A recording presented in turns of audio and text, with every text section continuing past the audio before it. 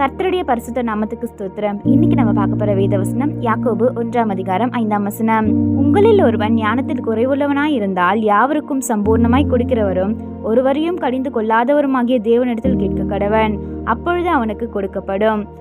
If any of you lacks wisdom, you should ask God, who gives generously to all without finding fault, and it will be given to you. James 1:5. இது நம்ம ஒரு சின்ன கதையா பார்த்துடலாமா?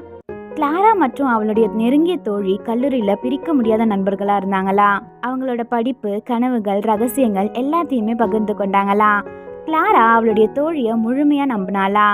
ஒரு நாள் அவளுக்கே தெரியாம அவளுடைய தோழி கிளாராவை பற்றி தவறா பேசினாளா.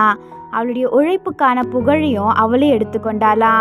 இது கிளாரா அறிந்தபோது அவளுடைய மனம் ரொம்பவே ஆழமாக காயப்பட்டதா. அவளுக்கு கோபம், குழப்பம், வேதனை, எதை செய்ய வேண்டும்னே தெரியவில்லையா. அப்போ கிளாரா உடனே அவளுக்கு தீங்கு செய்ய நினைக்கலையா. அவள் தேவனை நோக்கி ஜெபிக்க ஆரம்பிச்சாளா.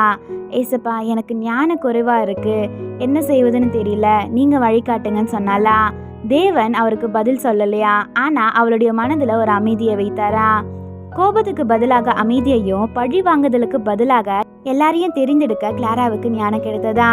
நட்பு மாறினாலும் கிளாரா உடைந்து போகலையா. அவ மேலோ வலிமையானவளா வளர்ந்தாளா. கிளாரா தேவனிடம் ஞானத்தை கேட்டாளா.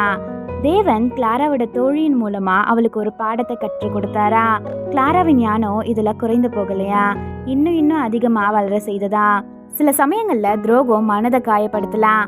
ஆனா தேவனிடம் ஞானம் கேட்கும் போது அவர் நம்மை அமைதியுடனோ வலிமையுடனோ நடக்க கற்றுக் கொடுப்பார். தேவனின் ஞானம் நம்மை உடைக்காது, வளரதான் செய்யும். ஆமென்.